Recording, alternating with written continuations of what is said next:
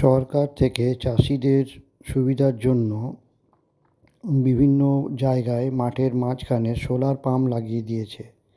সেই সোলার পাম্পগুলো কেমন দেখতে হয়, মোটরের সাহায্যে কীভাবে জল পড়ে, তা আজকে আমি আপনাদের দেখাবো। আপনারা দেখুন।